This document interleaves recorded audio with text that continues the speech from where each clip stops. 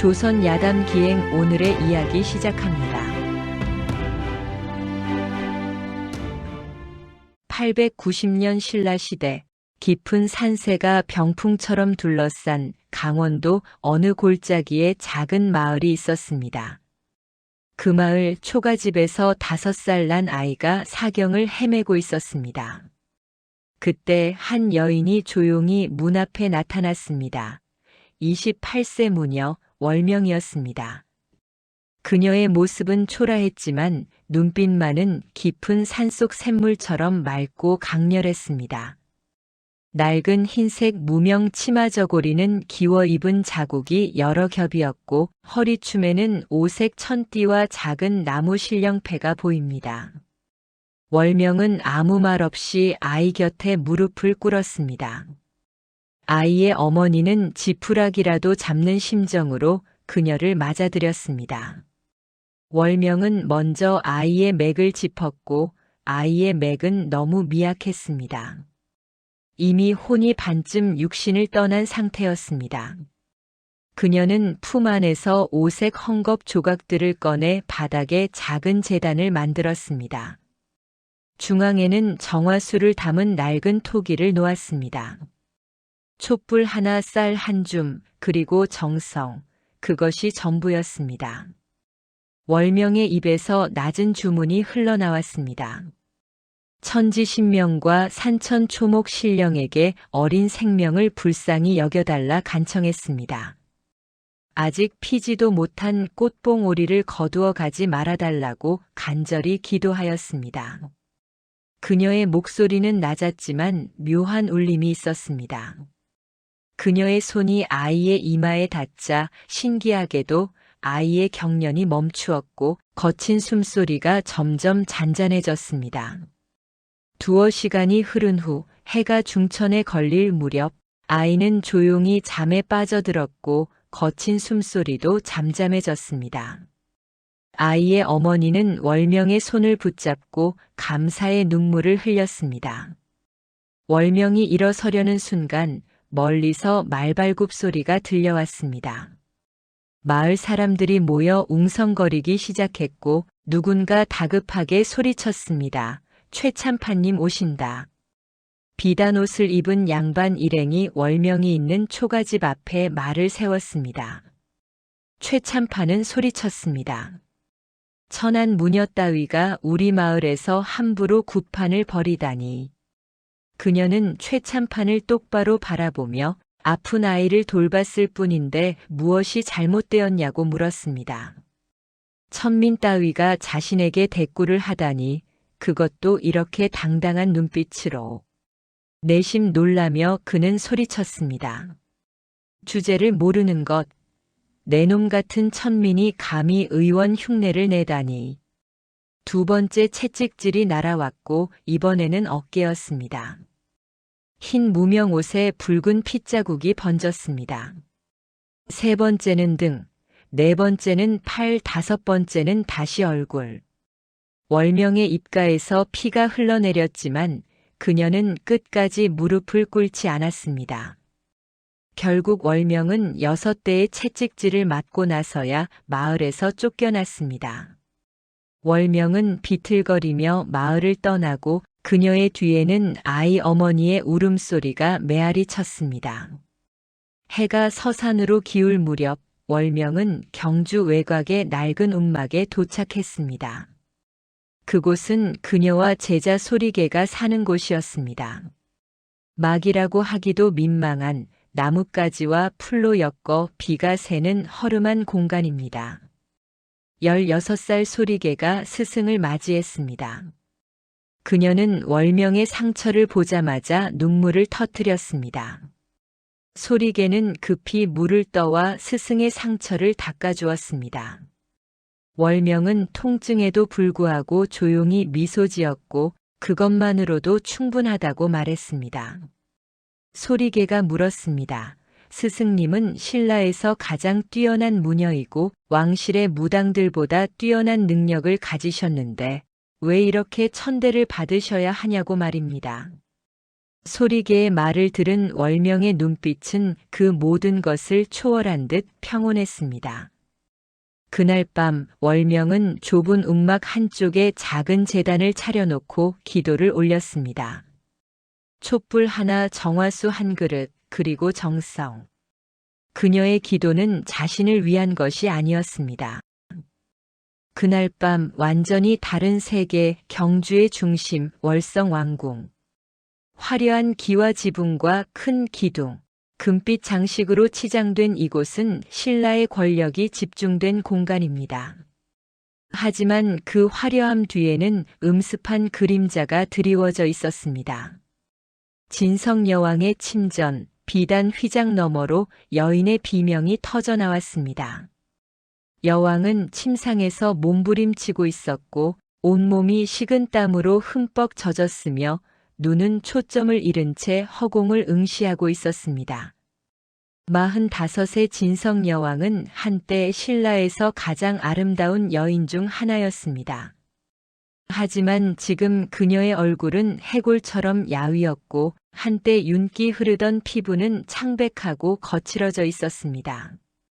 눈 밑에는 시퍼런 다크서클이 자리 잡았고 입술은 갈라져 피가 맺혀 있었습니다. 여왕이 마침내 정신을 차렸고 자신의 몸을 살피기 시작했습니다. 어젯밤까지만 해도 없던 상처들이 몸 곳곳에 생겨나 있었습니다. 왼쪽 팔뚝을 가로지르는 여러 개의 할큄 자국, 마치 날카로운 손톱으로 긁어낸 것처럼 깊고 선명했습니다.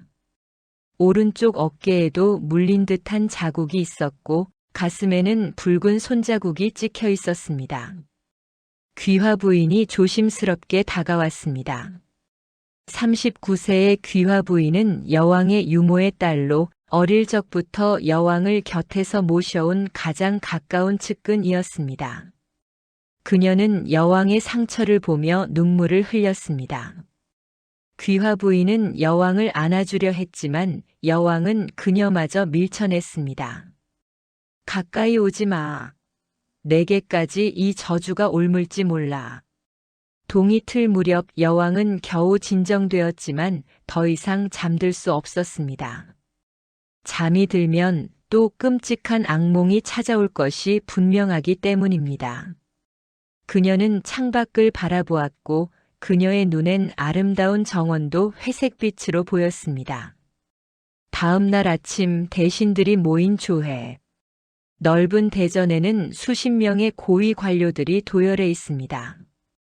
고위 관료들은 모두 진골 귀족 출신으로 신라의 실권을 쥐고 있는 자들이었습니다. 여왕은 간신히 몸을 일으켜 옥좌에 앉았고 머리에 금관을 쓰려 했지만 그 무게를 감당할 수 없을 만큼 쇠약해져 포기했습니다. 대신들 중 가장 앞에 선 인물이 김응념이었습니다. 52세의 김응념은 진골 귀족 중에서도 최고의 명문가 출신이었습니다. 그는 신라 조정의 실세였고 금실로 수놓은 두루마기와 허리에 옥대는 권력의 상징이었습니다. 김응념이 공손하게 고개를 숙이며 말했습니다. 마마, 편찮으시다는 소식을 듣고 신들의 마음이 찢어지는 듯하옵니다. 김응념이 계속 말을 이었습니다. 신이 듣기로는 중국 당나라에 도술이 뛰어난 도사가 있다 하옵니다. 신이 서신을 보내어 그를 초빙하는 것이 어떻겠나이까? 다른 대신들도 고개를 끄덕이며 동의했습니다. 여왕이 해명 스님에게 물었습니다. 해명 대사께서는 어찌 생각하시오? 68세의 그는 황룡사의 고승으로 왕실의 자문 역할을 맡고 있었습니다. 앙상한 체구의 깊은 주름이 패인 얼굴, 하지만 그 눈빛만은 맑고 날카로웠습니다. 해명 스님이 조용히 말했습니다. 마마, 소승이 보기에 이는 단순한 병이 아니옵니다. 누군가 의도적으로 마마를 해하려는 것으로 보이옵니다. 순간 대전이 술렁였고 해명 스님은 김응념을 바라보았습니다. 그 시선에는 무언가 의미심장한 것이 담겨 있었습니다. 얼마 후 중국에서 도사가 도착하여 궁궐에서 굿판을 벌였습니다. 요란하게 주문을 외우며 칠성검을 휘둘렀고 붉은 연기를 피우며 부적을 불태웠습니다. 의식은 하루 종일 계속되었지만 그날 밤 여왕의 상태는 더 악화되었습니다. 여왕의 비명 소리는 더 커졌고 몸에 생기는 상처도 더 많아졌습니다. 두 번째 도사, 세 번째 도사 모두 실패했습니다. 석 달이 지났고 여왕은 이제 제대로 걷지도 못할 정도로 상태가 더 악화되었습니다. 때때로 중얼거리기도 했습니다. 그것이 온다. 또 온다. 날 데리러 온다. 어느 날 밤 김응염은 다른 대신들과 비밀 회의를 가졌고 그들은 왕궁 후원의 정자에 은밀하게 모여 있습니다. 여왕이 죽기를 기다리며 왕실의 후계자를 논의하기 위한 모임이었습니다. 그들의 대화는 밤늦도록 계속되었고 여왕의 생명보다 중요한 것은 권력이었습니다. 그 무렵 경주의 중심에 자리 잡은 황룡사. 신라 최대의 사찰인 이곳은 구축목탑이 하늘을 찌를 듯 솟아 있었습니다. 무녀월명은 해명 스님을 찾아왔습니다. 해명 스님은 유일하게 월명의 능력을 알아보고 존중해주는 인물이었습니다. 해명 스님의 방은 소박했습니다. 불경 몇 권과 낡은 방석, 그리고 작은 목탁이 전부였습니다. 해명 스님은 월명의 얼굴을 자세히 들여다보았습니다. 월명이 맞은 걸 눈치챘고 그녀의 능력에 천대받는 상황이 안쓰러웠습니다. 월명은 차를 마시며 조용히 웃었습니다. 제 신분이 천민이니까요. 그 순간 월명의 손이 떨리기 시작했고 찻잔은 미끄러져 바닥으로 떨어졌습니다. 그녀의 눈이 공허하게 변하며 초점을 잃었고 동공이 확대되고 온몸이 경직되었습니다. 해명 스님은 즉시 알아차렸습니다. 신내림.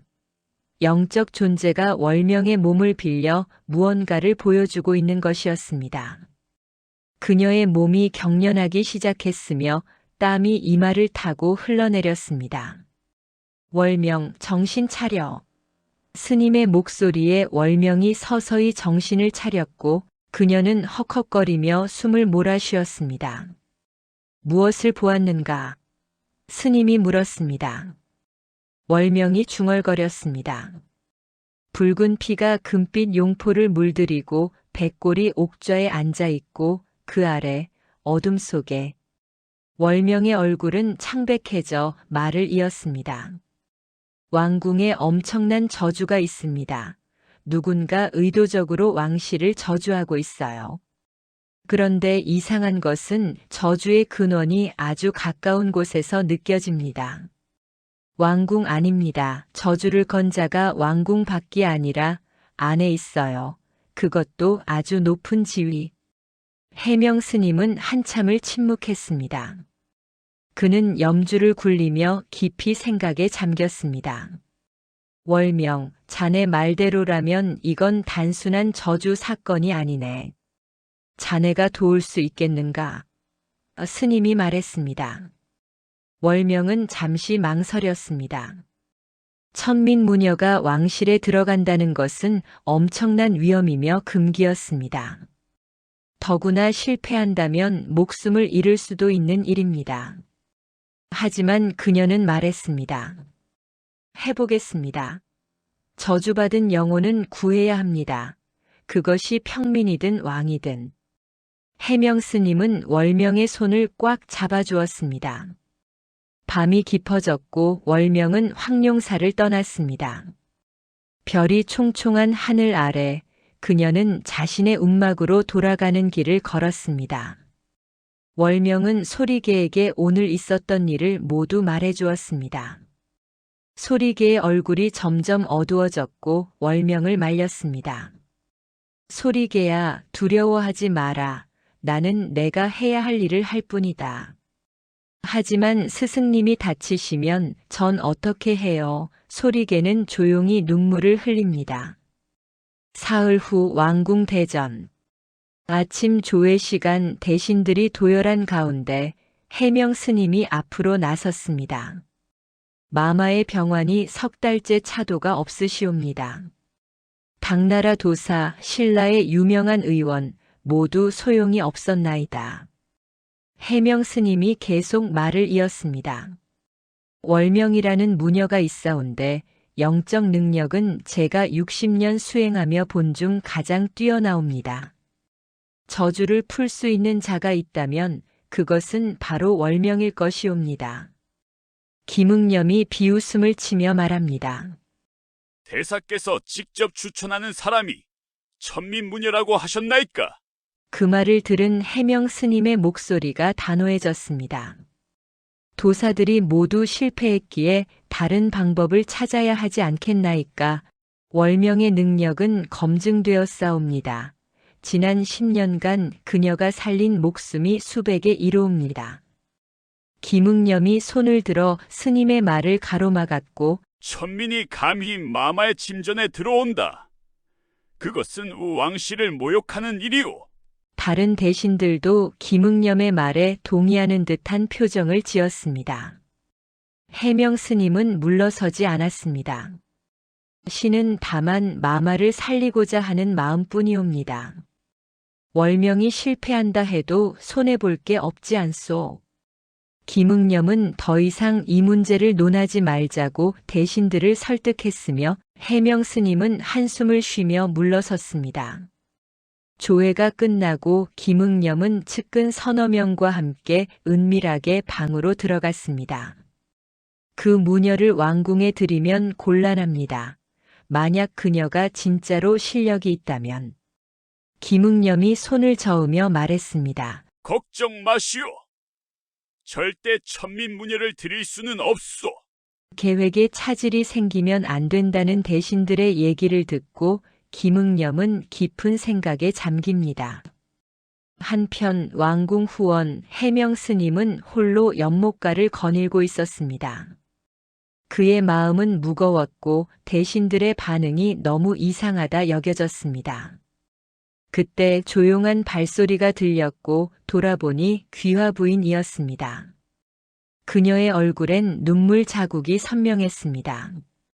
귀화 부인이 주위를 살피고는 작은 목소리로 말했습니다.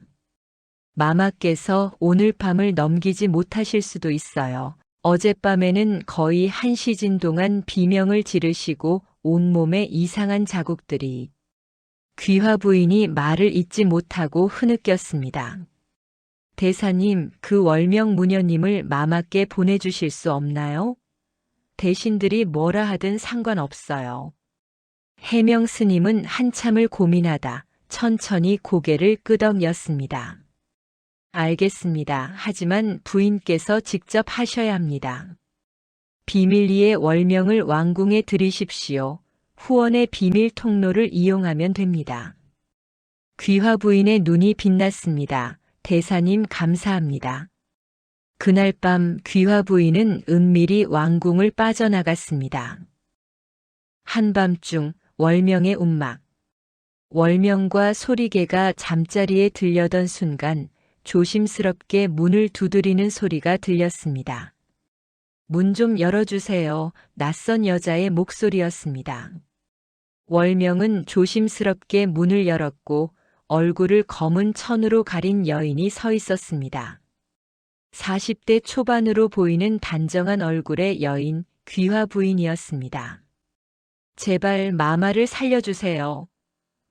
그녀는 무릎을 꿇고 간절히 부탁을 하였습니다. 월명이 황급히 부인을 일으켰습니다. 무녀님께서 도와주지 않으면 마마께서는 돌아가십니다. 해명 대사님께 들었습니다. 무녀님이라면 마마를 살릴 수 있다고. 월명은 귀화 부인의 눈을 보았습니다. 그 눈에는 진심이 담겨 있었습니다. 사람을 살리고 싶은 간절한 마음을 월명은 외면할 수 없었습니다. 알겠습니다. 가겠습니다. 월명이 귀화 부인에게 말했습니다. 귀화 부인이 월명의 손을 꽉 잡았습니다. 제가 목숨을 걸고 무녀님을 보호하겠습니다. 귀화 부인이 말했습니다. 밖에서 듣고 있던 소리개가 들어와 월명을 말렸습니다. 월명이 소리개의 머리를 쓰다듬으며 나는 지금 내가 해야 할 일을 하러 가는 거란다. 월명은 자신의 무구들을 챙기기 시작했습니다. 오색천, 방울, 실령패, 정화수를 담을 작은 토기, 쌀 한 줌, 그것이 전부입니다. 다른 도사들의 도구와는 비교할 수 없이 초라했지만 월명에게는 이것만으로 충분했습니다. 대신들의 감시를 피해 월명과 귀화 부인은 오늘 궁궐을 들어가기로 합니다. 월명은 귀화 부인을 따라 움막을 나섰습니다. 두 여인의 운명과 같이 달빛 아래 그림자가 길게 드리워졌습니다. 다음 날 새벽 동이 트기 직전. 가장 어둡고 조용한 시각, 월명과 귀화 부인은 비밀 통로를 통해 몰래 궁으로 들어갑니다. 통로는 좁고 어두웠고 흙냄새와 곰팡이 냄새가 났습니다.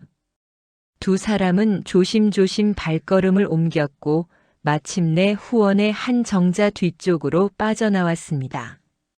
바로 그때 멀리서 횃불을 든 군사들이 다가오는 것이 보였고 둘은 발각되었습니다. 군사는 귀화 부인이 천민을 왕궁에 들였다고 김응령 대신께 황급히 전가를 올리라 명령하였고 얼마 지나지 않아 대신들과 김응념이 나타났습니다. 천민 무녀가 마마를 살리겠다니 김응념이 비웃었습니다.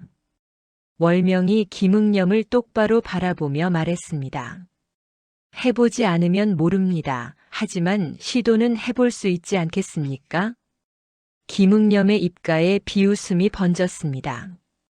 해보지 않으면 모른다. 좋다. 그럼 내 능력을 증명해 보아라.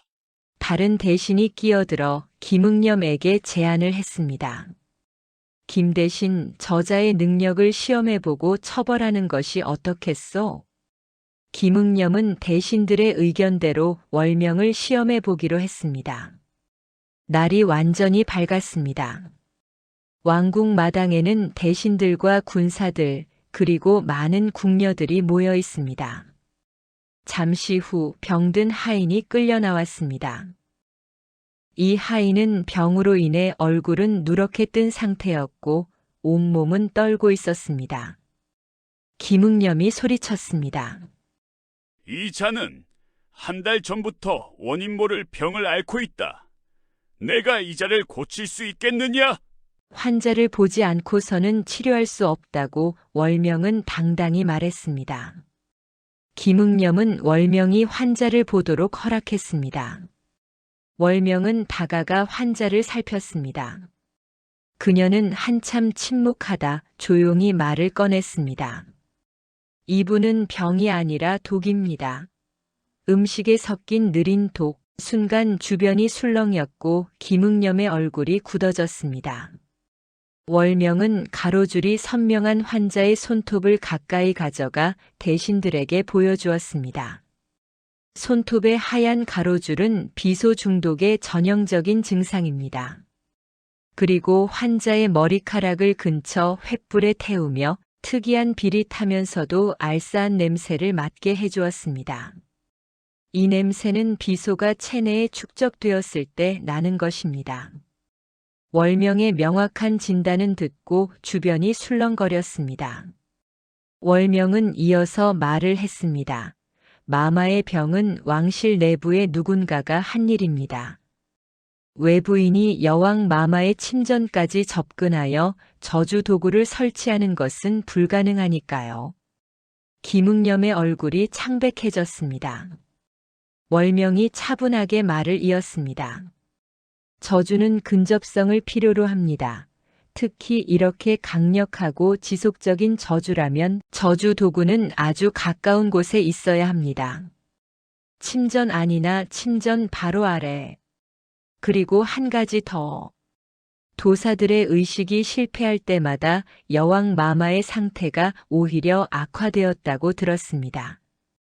월명이 잠시 멈추었다가 말을 이어갔습니다. 더 강한 저주를 추가했다는 뜻입니다. 외부인이라면 불가능한 일이죠.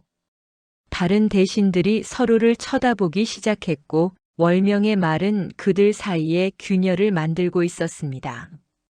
이건 터무니없는 모함이다.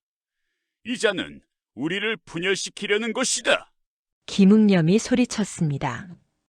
김응념은 이를 갈았지만 상황은 그의 통제를 벗어나기 시작했습니다. 뒤에서 해명 스님이 조용히 나타나 말했습니다. 월명의 말이 옳소. 이제 확인해 봐야 하지 않겠소? 귀화 부인이 앞장서서 여왕의 침전으로 안내를 했습니다. 월명과 대신들 그리고 해명 스님이 뒤를 따랐습니다. 귀화 부인이 조심스럽게 말했습니다. 마마께서는 지금 잠들어 계십니다. 침상에는 수척한 진성 여왕이 누워 있었고 얼굴은 밀랍처럼 창백했으며 숨소리는 가늘고 불규칙했습니다. 월명은 방 안을 천천히 살폈습니다. 눈을 감고 기운을 느꼈습니다. 공기가 무겁고 차가웠으며 죽음의 기운이 방 전체를 감싸고 있었습니다. 그녀는 방 안을 한 바퀴 돌며 벽을 짚어보고 바닥을 살폈습니다. 이 부분이 이상합니다. 월명이 침상 바로 옆 바닥을 가리켰습니다. 이 나무판이 다른 것보다 새 것 같습니다. 대신 하나가 반박했습니다. 그건 석 달 전쯤 교체한 것이요. 낡아서 바꾼 것이지요. 월명이 고개를 끄덕였습니다.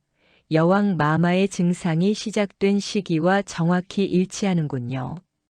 해명 스님이 말했습니다. 이 판을 드러내 보시오. 안 됩니다. 마마께서 주무시는 침전을 함부로. 하지만 다른 대신들은 생각이 달랐습니다.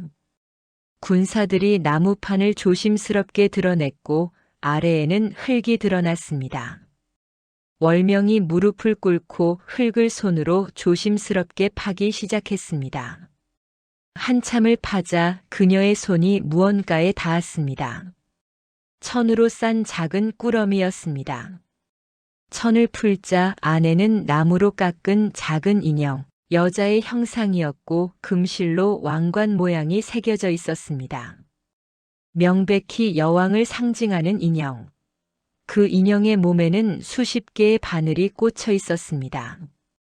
또한 가슴, 배, 팔, 다리, 바늘이 꽂힌 부위마다 붉은 물감 같은 것이 칠해져 있었습니다. 인형 옆에는 더 끔찍한 것들이 있었습니다. 머리카락 한 줌, 여왕의 것으로 보였습니다. 그리고 피 묻은 천 조각과 노란 종이에 붉은 글씨로 쓰인 저주문. 월명이 인형을 자세히 살폈습니다. 바늘이 꽂힌 부위를 보십시오. 심장과 간, 그리고 폐입니다. 여왕 마마께서 고통받으시는 부위와 정확히 일치합니다. 누구의 짓인지 당장 찾으라며 당황한 김응념이 얘기합니다. 월명이 김응념을 바라보았습니다. 그 눈빛에는 무언가 아는 듯한 기색이 있었고 김응념은 그 시선을 피했습니다. 해명 스님이 조용히 말했습니다. 이 저주 도구를 설치한 자를 찾아야 하오. 석 달 전 이 방의 나무판을 교체한 자가 누구요? 귀화 부인이 생각하다가 말을 꺼냅니다. 김대신께서 직접 장인을 추천하셨습니다. 김응념이 말을 더듬었고 그의 행동은 명백히 의심스러웠습니다. 김응념이 소리쳤습니다. 이건 누군가의 음모요. 나를 모함하려는. 여왕이 월명을 바라보며 말했습니다. 네가 이 저주를 풀 수 있겠느냐? 월명이 고개를 숙이며 말합니다. 최선을 다하겠습니다, 마마. 대신들이 하나둘 물러가고 김응념은 마지막까지 월명을 노려보다가 나갔습니다. 그 후 방에는 여왕을 비롯하여 월명, 귀화 부인, 해명 스님만 남았습니다. 월명은 여왕을 위해 매일 정화의식을 행하여야 한다고 말했고 대규모 굿도 필요하다고 말합니다. 그날부터 월명의 정화의식이 시작되었습니다. 귀화 부인은 월명을 위해 침전 옆에 작은 방을 마련해 주었습니다. 월명은 그곳에 작은 제단을 차리고 저주 인형을 정화수에 담갔습니다. 그리고 밤새도록 주문을 외웠습니다. 천지신명이시여 이 아기를 정화하소서. 이 증오를 씻어내소서. 이 저주를 풀어주소서. 새벽이 되자 정화수가 검게 변했습니다. 저주의 기운이 물로 빠져나온 것입니다. 월명은 쑥을 태워 연기로 여왕의 몸을 감싸며 천년을 이어온 무녀들의 노래를 흥얼거립니다. 여왕은 처음에는 의아해했지만 월명의 노래에 점점 빠져들었습니다. 그 노래에는 신비한 힘이 있었는데 마음이 편안해지고 고통이 잠잠해졌습니다. 이틀째 여왕의 상태가 조금 나아졌습니다. 밤에 악몽도 꾸지 않았고 새로운 상처도 생기지 않았습니다. 사흘째 밤 월명이 의식을 하고 있을 때였습니다. 갑자기 촛불이 꺼지고 차가운 바람이 불더니 방문이 열리며 검은 그림자가 들어왔습니다. 월명은 제단을 넘어 피했지만 좁은 방에서 피할 곳이 많지 않았습니다. 칼날이 그녀가 있던 자리를 스쳤습니다. 바로 그때 문이 활짝 열리며 소리개가 뛰어들었습니다. 스승님. 소리개는 자객에게 목탁을 던졌고 그 사이 월명은 정화수가 담긴 토기를 집어들었습니다. 월명이 뿌린 정화수는 자객의 얼굴에 쏟아졌습니다. 자객이 비명을 지르며 얼굴을 감쌌습니다. 정화수에는 특별한 힘이 있었습니다. 자객은 도망쳤고 궁의 군사들이 뒤를 쫓았지만 놓치고 말았습니다. 월명은 소리개를 꼭 안아주었습니다. 그때 해명 스님과 귀화 부인이 걱정스러운 얼굴로 월명을 찾았습니다. 해명 스님은 누가 이런 짓을 했는지 짐작이 간다고 말하였습니다. 월명도 확신이 들었습니다. 자신의 죄가 드러나는 게 두려운 사람이 범인이겠죠. 귀화 부인이 걱정스러운 얼굴로 말했습니다. 경비를 더 배치하겠습니다. 그래도 조심하셔야 합니다. 나흘째, 다섯째가 지나갔습니다. 여왕의 상태는 눈에 띄게 좋아졌고 얼굴에 혈색이 돌기 시작했으며 걸을 수도 있게 되었습니다. 대신들도 월명의 능력을 인정하지 않을 수 없었습니다. 월명이 궁에 들어온 지 6제가 되는 날, 김응념은 새로운 계략을 꾸몄습니다. 그는 월명의 방에 금은 보화를 몰래 숨겨놓고 대신들을 데리고 급습했습니다. 의식 중이었던 월명은 갑자기 들이닥친 대신들과 군사들을 보고 놀랐습니다. 저 천민이 왕실의 보물을 훔쳤다는 제보가 있어. 당장 수색하시오. 군사들이 월명의 방을 뒤지기 시작했고 한 군사가 소리쳤습니다.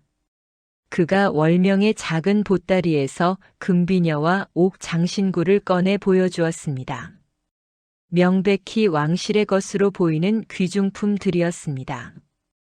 월명은 황당했습니다. 저는 정말 모르는 일입니다. 누군가 제 물건에 몰래 넣은 게 분명합니다. 소리개가 뛰어들어 손에 쥐고 있던 작은 헝겊 조각을 보여주었습니다. 소리개가 헝겊을 펼쳤습니다. 그것은 금비녀를 쌌던 천이었는데 그 위에는 글씨가 적혀 있었습니다. 헝겊에는 3월 보름이라는 글씨가 흐릿하게 적혀 있었습니다. 해명 스님이 다가와 그것을 자세히 보았습니다.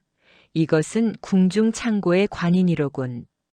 귀화 부인이 말했습니다. 궁중 창고는 김응념 대신께서 관리하고 계십니다. 모든 시선이 김응념에게 쏠렸습니다. 그의 계획은 완벽하게 실패했고 오히려 그 자신이 궁지에 몰렸습니다. 김응념이 월명을 노려보았고 그 눈에는 살기가 가득했습니다. 여왕에게 이 일이 보고되었고 결정적인 증거가 없어 김응념을 즉시 처벌할 수는 없었지만 그의 권한을 대폭 축소시켜 김응념은 사실상 실권을 잃었습니다. 드디어 7째 날 마지막 날이 왔습니다. 오늘 밤 월명은 대규모 굿을 통해 여왕의 저주를 완전히 풀어야 했습니다. 해질 무렵 월명은 왕궁 후원에 제단을 차렸습니다. 오색 천으로 장식하고 중앙에는 큰 토기에 정화수를 담았습니다. 주변에는 촛불을 켰고 쌀과 과일, 떡을 제물로 올렸습니다. 월명은 여왕을 제단 앞에 앉히고 자신도 제단 앞에 섰습니다. 월명이 춤을 추기 시작했고 그것은 신성한 춤이었습니다. 그리고 그녀의 입에서 무가가 흘러나왔습니다. 1시간, 2시간 월명의 목소리는 계속되었습니다. 자정이 되자 놀라운 일이 일어났습니다. 갑자기 바람이 거세게 불기 시작했고 여왕의 몸에서 검은 연기 같은 것이 피어올랐습니다. 백골처럼 마른 몸, 텅 빈 눈구멍, 사람의 모습이었습니다. 바람이 더욱 거세지고 검은 연기가 형체를 갖추기 시작했습니다. 귀신의 목소리에 슬픔이 서려 있었습니다. 그 귀신은 여왕의 동생 효종 왕자입니다.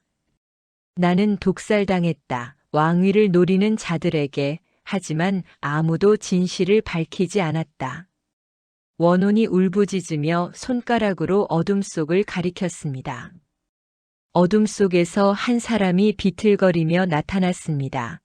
그는 바로 김응념이었습니다. 그의 얼굴은 창백했고 눈은 공포로 가득했습니다. 효종 왕자의 원혼이 김응념을 향해 다가가 내 이놈, 네가 내 술에 독을 탔다. 김응념이 비명을 질렀습니다. 월명이 원혼을 위로하는 기도를 올렸습니다. 이제 한은 풀렸습니다.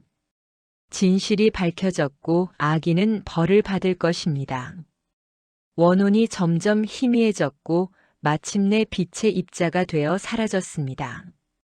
여왕의 몸에서 검은 기운이 완전히 사라지고 그녀도 혈색이 돌아오고 눈빛이 맑아졌습니다. 군사들이 김응념을 체포했으며 그는 저항하지 않았습니다. 열흘 후 월명과 소리개는 왕궁을 떠나 경주 외곽의 움막으로 돌아왔습니다. 여왕은 월명에게 진골 자기와 큰 저택, 그리고 막대한 재물을 주려 했지만 월명은 모두 정중히 거절했습니다. 다만 작은 약재 몇 가지와 새로운 무구를 만들 재료만을 받았습니다. 그들은 여전히 낡은 움막에서 살고 있었습니다. 벽은 여전히 바람에 흔들리고 지붕에선 비가 새는 곳입니다. 월명은 조용히 웃으며 소리개에게 말합니다. 재물이 사람을 행복하게 해주는 건 아니란다. 나는 지금 이대로가 편하다. 생각해봐라. 만약 내가 여왕님께 상을 받아 큰 저택에서 산다면 사람들이 나를 어떻게 볼까? 저 무녀는 이제 귀족이 됐으니 우리 같은 천민은 상대도 안 하겠지라고 생각하지 않겠니? 소리개가 고개를 끄덕였습니다. 스승의 말이 옳았습니다. 그렇게 시간이 지나 아침 해가 떠오르고 새로운 하루가 시작되고 있었습니다. 며칠 후 박상이라는 중년 남자가 월명을 찾아왔습니다. 박상이 주위를 살피고는 작은 목소리로 말합니다. 조심하십시오. 김응념이 아직 잡히지 않았습니다. 체포되었던 김응념이 사흘 전에 탈출했다는 소식이었습니다.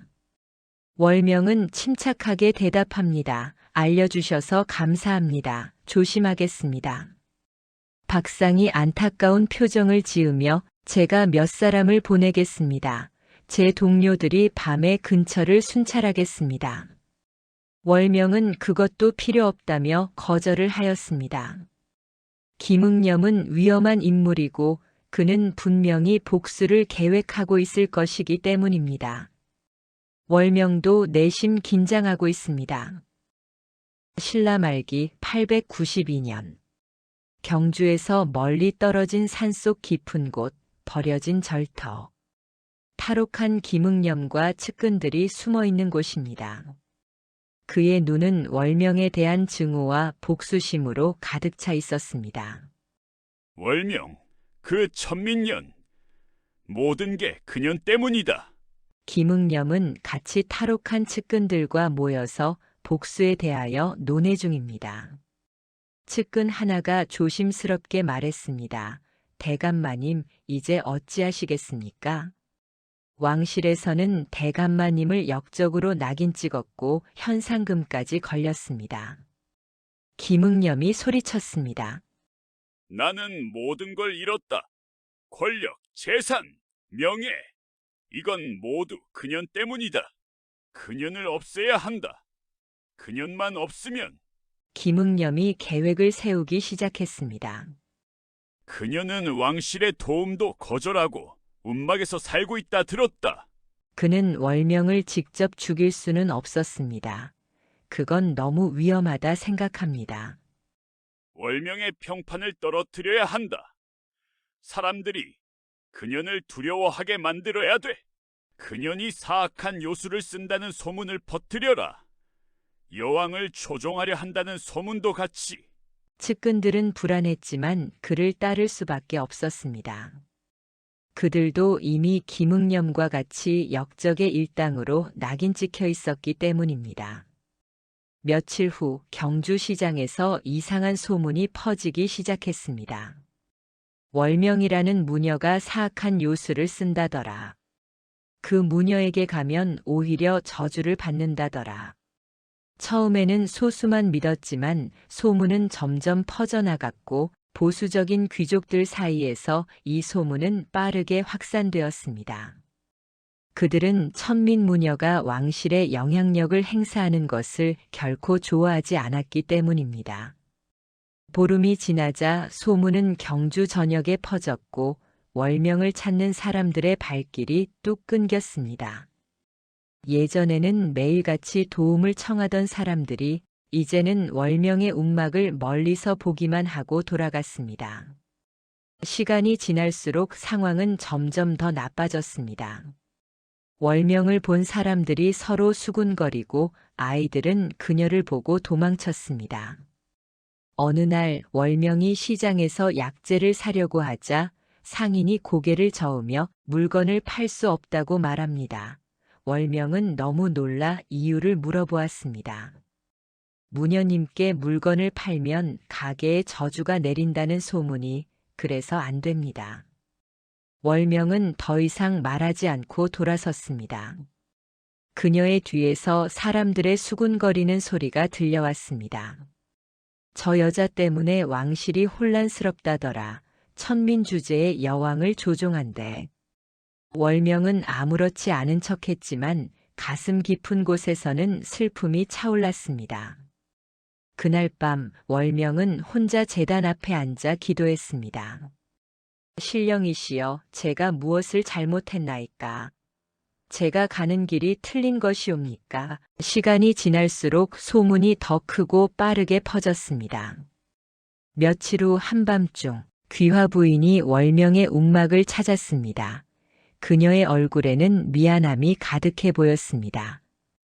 귀화 부인이 고개를 숙이며 마마께서 당분간 무녀님과 거리를 두어야 한다고 하십니다.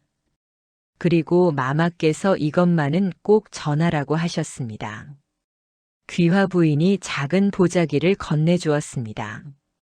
그 보자기 안에는 여왕의 옥비녀가 들어 있었습니다. 저는 마마를 원망하지 않는다고 전해주십시오. 귀화 부인이 떠난 후 소리개가 분노에 떨었습니다. 소리개야, 화를 내봐야 소용없어. 세상은 원래 이런 곳이란다. 우리는 우리 길을 가는 거야. 그때 해명 스님이 은밀히 월명을 찾아왔습니다. 스님은 식량과 약재를 가지고 왔습니다. 나는 왕실에 계속 자네의 결백을 주장하고 있네. 하지만 소문의 힘은 생각보다 강하더군. 스님이 한숨을 쉬었습니다.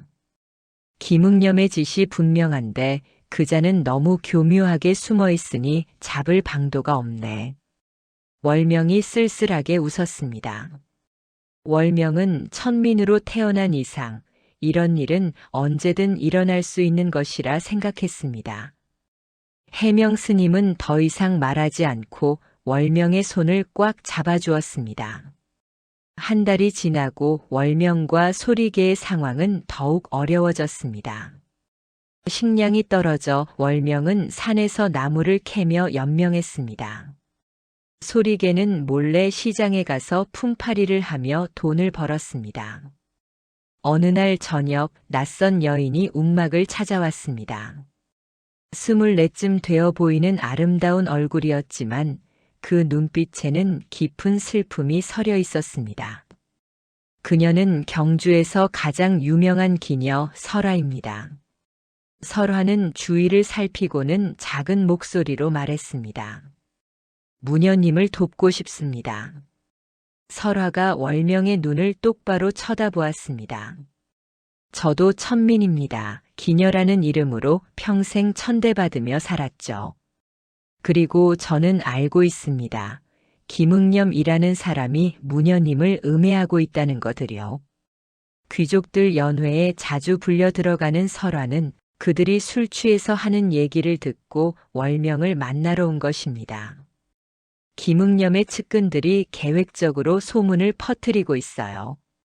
그리고 무녀님을 찾아가는 사람들을 습격하라고 지시했다는 것도 들었어요. 월명이 침착하게 물었습니다. 증거가 있습니까? 설화가 작은 천 조각을 꺼내 보이며 이것은 김응념의 측근 중 하나가 떨어뜨린 것입니다. 그건 월명을 습격하기 위한 계획을 적은 메모였습니다. 거기에는 흐릿한 글씨로 날짜와 장소가 적혀 있었습니다. 월명이 설화의 손을 잡았습니다. 감사합니다. 설화의 눈에 눈물이 맺혔습니다. 이렇게 진심으로 대해주는 사람은 처음이었기 때문입니다. 설화는 앞으로 귀족들 사이에 오가는 정보들을 월명에게 전해주기로 합니다.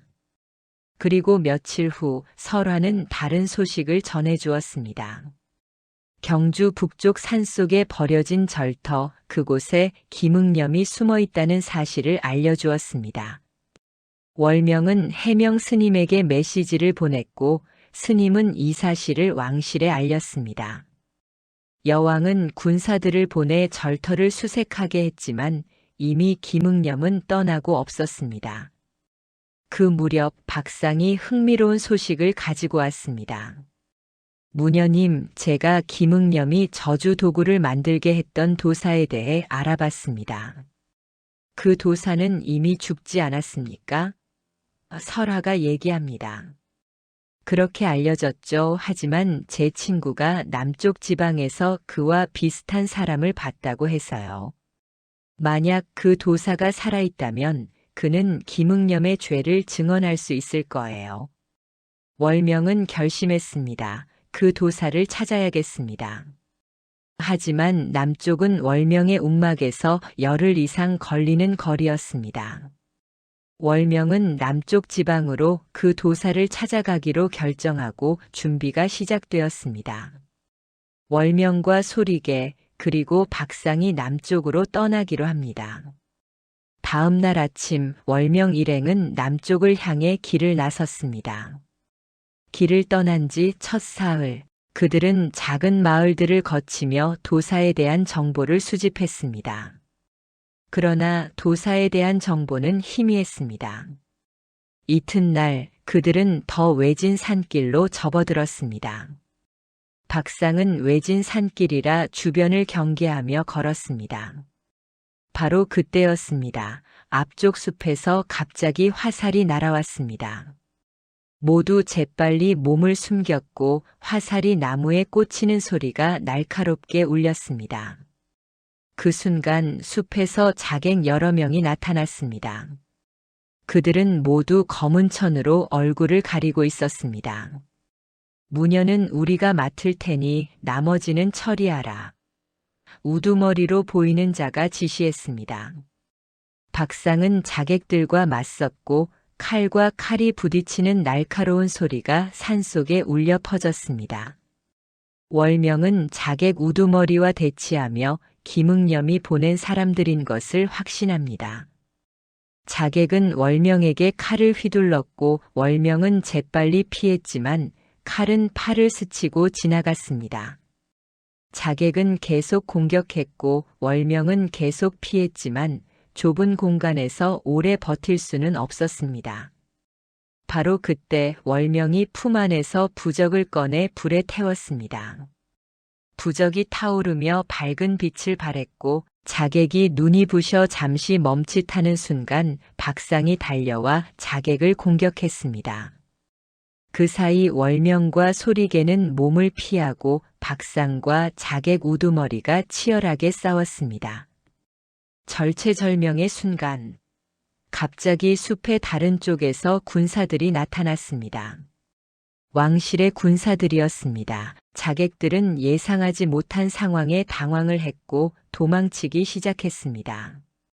왕실 군사들은 해명 스님이 마마에게 올린 간청으로 월명을 처음부터 뒤따르며 호위하고 있었습니다. 월명은 여왕님과 해명 스님이 여전히 자신을 지켜주고 있었다 생각하니 안심이 되었습니다. 그 후 왕실 군사들의 호위로 월명 일행은 남쪽으로 안전하게 이동할 수 있었습니다. 엿새가 더 지나 월명 일행은 마침내 남쪽의 작은 어촌 마을에 도착했습니다. 월명 일행은 도사를 수소문하기 시작하였고 마을 사람들 얘기로는 한 달 전부터 수상한 사람이 마을 외곽 폐가에 살고 있다는 것입니다. 월명 일행은 폐가를 찾아갔습니다. 무너진 담장과 덩굴로 뒤덮인 낡은 집. 월명이 문을 두드립니다. 한참이 흐른 후 문이 조심스럽게 열렸고 수척한 얼굴의 남자가 나타났습니다. 그는 예전에 왕궁에서 의식을 거행했던 장무극이었습니다. 장무극의 얼굴이 창백해졌습니다. 어떻게 나를 찾았소? 김응념이 당신을 보낸 거요? 장무극이 의심스러운 눈초리로 월명을 바라보았고 월명이 차분하게 말했습니다. 당신은 김응념의 지시로 여왕을 저주하는 도구를 만들었고 그리고 김응념이 당신을 죽이려 해서 여기까지 도망쳤다는 거 압니다. 그리고 월명은 장무극에게 김응념의 죄를 밝히는 증언자로 나서달라고 설득하였습니다. 그는 김응념 때문에 극심한 공포와 악몽으로 괴로운 날들을 보냈고 더 이상 이렇게 살 수 없었습니다. 장무극은 골똘히 생각하다 왕실이 보호해주는 조건을 걸고 증언을 하기로 합니다. 김응념은 장무극에게 막대한 금을 주며 여왕을 저주하는 도구를 만들어달라 부탁했고 그는 어쩔 수 없이 당나라의 고대 사수를 이용하여 저주 인형을 만들었다고 말하였습니다. 여왕의 머리카락과 피, 침전에 저주 도구를 숨긴 것은 모두 김응념이라고 증언했습니다. 장무극은 깊은 곳에서 보따리를 하나 꺼내어 펼쳐 보였습니다. 그 안에는 김응념이 쓴 서신과 금이 들어 있었고 월명이 서신을 펼치니 김응념의 필체로 쓰인 글씨가 선명하게 보였습니다. 김응념 본인이 직접 쓴 영모의 증거. 이것은 결정적인 증거였습니다. 군사대장은 장무극을 경주까지 안전하게 모시겠다 하였습니다. 장무극은 마침내 안도의 한숨을 쉬었습니다. 그간의 공포가 끝나는 순간이었습니다. 월명 일행은 왕실 군사들의 완벽한 호위를 받으며 경주로 향했습니다. 열흘의 여정 끝에 월명은 경주로 돌아왔습니다. 월명의 움막은 그대로였지만 그 주변에는 돌이 던져진 자국, 욕설이 적힌 나무판 등이 보였습니다. 그날 밤 해명 스님이 조용히 찾아왔고 월명은 그간 남쪽에서 생긴 일을 모두 얘기하였습니다. 그리고 결정적 증거인 김응념의 서신을 보여주자 해명 스님의 얼굴이 밝아졌습니다. 다음 날 장무극이 왕궁에서 공식적으로 증언을 했습니다. 여왕과 대신들 앞에서 장무극은 떨리는 목소리로 모든 진실을 말했습니다. 증언을 들은 여왕은 분노와 슬픔이 뒤섞인 표정이었습니다. 김응념을 즉시 체포하라. 그리고 여왕은 월명을 대전에 들어오라 명하였습니다. 천민의 신분으로 대전에 서는 것은 매우 이례적인 일이었습니다. 여왕은 월명에게 이 모든 일에 대한 감사를 표했고 월명에 대한 모든 소문과 비방을 금지한다라고 명했습니다. 더불어 대신들을 바라보며 월명에게 모두 사죄하도록 하였습니다. 대신들은 당황했지만 여왕의 명령에 하나둘씩 월명 앞에 고개를 숙였습니다. 월명은 사과를 받아들이는 것도 거부하는 것도 아니었습니다. 그저 무표정하게 바라볼 뿐이었습니다. 장무극의 증언 이후 왕실은 김응념을 잡기 위해 전국에 수배령을 내렸습니다. 현상금도 큰 금액으로 책정되었습니다. 하지만 김응념은 교활했고 여러 곳을 떠돌며 추적을 피했습니다. 어느 날 설화가 급히 월명을 찾았습니다. 김응념이 지금 경주 어딘가에 있다는 소문입니다. 자기가 직접 문여님을 죽이겠다고 선언을 했답니다. 월명은 박상과 해명 스님에게 연락했고 그들은 즉시 움막으로 달려왔습니다. 해명 스님은 월명에게 황룡사에서 머물 것을 권하였지만 월명은 거절합니다. 월명은 담담하게 말합니다. 김응념은 저를 잡기 위해 반드시 올 것입니다. 그렇다면 제가 미끼가 되어 그를 유인하는 게 낫습니다. 이번에는 완벽히 준비하겠습니다. 옆에 있던 해명 스님과 박상도 고개를 끄덕입니다. 박상은 사람을 모으기로 하고 설화는 김응념의 동향을 파악해서 알려주기로 합니다. 계획이 세워졌습니다. 월명은 움막에서 그대로 평소처럼 생활하고 주변에는 왕실 군사들을 배치하도록 하였습니다. 김응념이 나타나는 순간 그를 포위하는 것입니다. 그러나 며칠 동안 움막 주변은 고요했습니다. 사흘째 되는 날 월명은 결심했습니다. 단순히 기다리기만 하는 것은 그녀의 방식이 아니었습니다. 월명은 7.1굿을 열겠다고 해명 스님께 전가를 보냅니다. 7.1굿은 김응념의 악한 기운을 정화하고 신라의 안녕을 비는 대규모 굿입니다. 그 후 준비가 시작되었습니다. 왕궁 후원에 큰 제단이 세워졌으며 오색 천으로 장식을 하고 중앙에는 거대한 토기에 정화수를 담았습니다. 주변에는 수백 개의 촛불도 준비되었습니다. 7.1굿 첫날 해질 무렵부터 사람들이 모여들기 시작했습니다. 귀족들, 평민들, 승려들 모두가 호기심과 기대로 가득 찬 눈으로 제단을 바라보았습니다. 월명이 방울을 흔들기 시작했습니다. 천지신명이시여, 오늘 이 밤부터 7일간 소녀가 간청하나이다. 이 땅의 악한 기운을 정화하시고 억울한 원혼들을 위로하여 주시옵소서. 월명의 목소리가 밤 공기를 타고 퍼져나갔고 딸랑딸랑 방울소리가 울려 퍼졌습니다. 월명의 노래는 밤새도록 계속되었고 구경하던 사람들은 점점 월명의 의식에 빠져들었습니다. 어떤 이는 눈물을 흘렸고 어떤 이는 무릎을 꿇고 함께 기도했습니다. 둘째 날, 셋째 날 의식은 계속되었습니다. 월명은 거의 먹지도 잠을 자지도 않았습니다. 사람들 사이에서 소문이 퍼졌습니다. 월명 무녀의 굿은 진짜다. 저 정성이면 신령도 감동하실 것이다. 넷째 날 밤 관중 속에 낯선 얼굴이 하나 있었습니다. 김응념. 그는 멀찍이 떨어져 월명을 지켜보고 있었습니다. 김응념은 월명을 보며 다시 복수의 계획을 세우고 7일째 밤에 행동하기로 합니다. 5째 날 놀라운 일이 일어나기 시작했습니다. 평민들이 자발적으로 제단 주변을 지키기 시작한 것이었습니다. 처음에는 소문에 속아 월명을 비방했던 사람들이 지난 며칠간 월명의 진심 어린 의식을 보며 마음이 변한 것입니다. 그 후 점점 더 많은 평민들이 모여들어 주변에 둘러앉아 월명을 보호하기 시작했습니다. 6째 날 더 놀라운 일이 일어났습니다. 월명이 예전에 치료해준 사람들이 하나둘 찾아온 것이었습니다.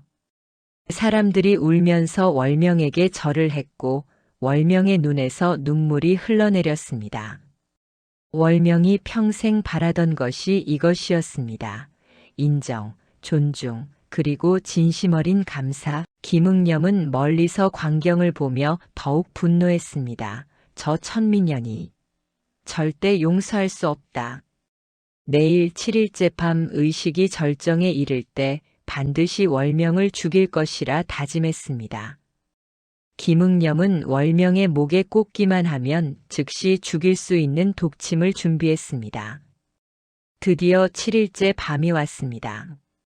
월명의 마지막 의식을 보기 위하여 귀족, 평민, 승려, 군사 할 것 없이 수천 명의 사람들이 모여들었습니다.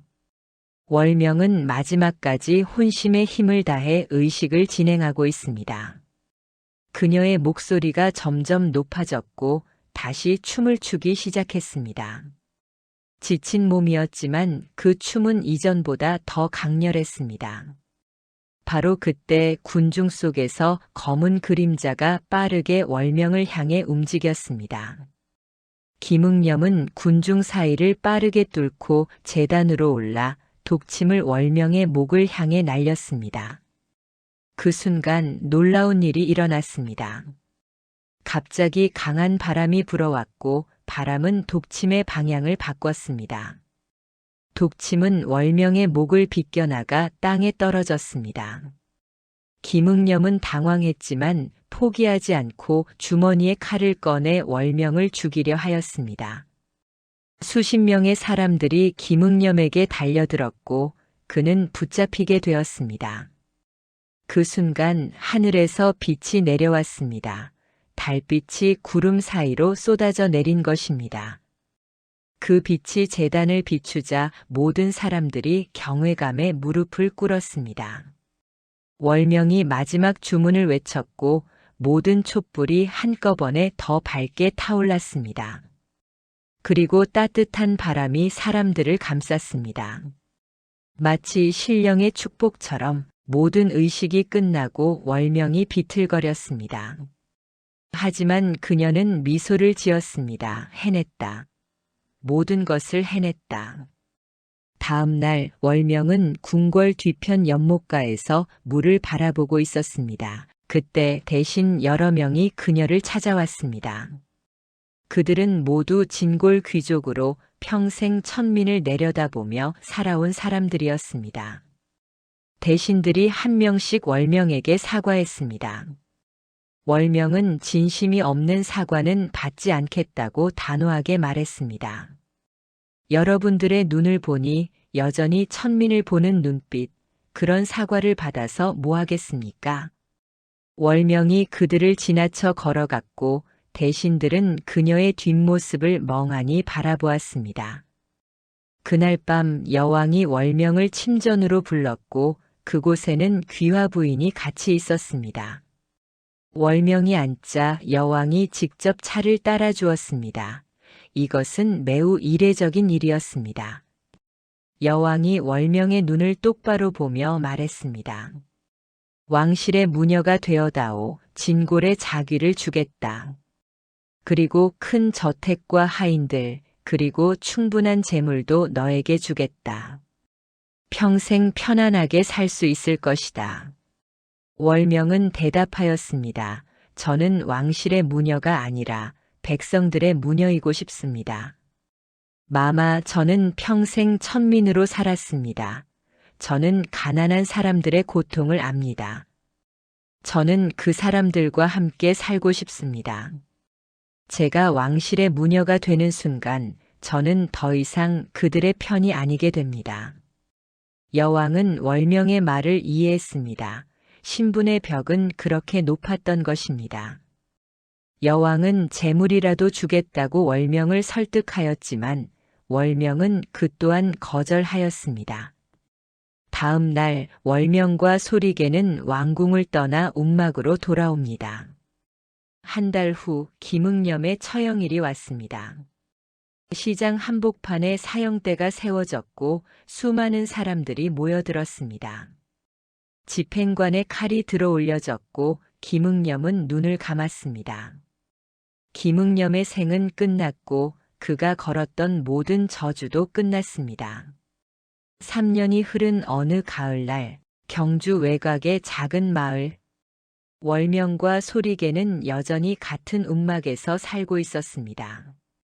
아픈 사람, 힘든 사람, 많은 사람들이 월명을 찾아왔습니다. 월명은 여전히 모든 요청에 성심껏 응했고 어떤 일에도 돈을 받지 않았습니다. 다만 사람들이 자발적으로 주는 쌀이나 나물로 생활을 했습니다. 저녁이 되자 마을에서 작은 축제가 열렸습니다. 추수가 끝난 것을 기념하는 축제였고 사람들이 모여 음식을 나누고 노래를 불렀습니다. 월명과 소리개도 참석했습니다. 사람들은 그녀들을 따뜻하게 맞이하였습니다. 사람들이 웃으며 말했습니다. 무녀님 덕분에 올해 풍년이었어요. 밤이 깊어갔고 월명은 별이 빛나고 있는 하늘을 올려다보았습니다. 월명은 나지막히 말했습니다. 나는 행복하다. 가난하지만 천민이지만 나는 행복하다. 해가 지는 어느 날 월명은 산속 제단으로 올라갔습니다. 그곳은 그녀가 자주 기도하러 오는 곳입니다. 제단에 정화수를 떠놓고 촛불을 켰습니다. 월명은 조용히 기도를 시작합니다. 천지신명이시여, 오늘도 감사드립니다. 제게 이런 삶을 주시고 또한 이 길을 걷게 하셔서 바람이 불어왔습니다. 나뭇잎이 바스락거리며 월명의 긴 머리가 바람에 날렸습니다. 조선 야담 기행 오늘의 이야기 마칩니다.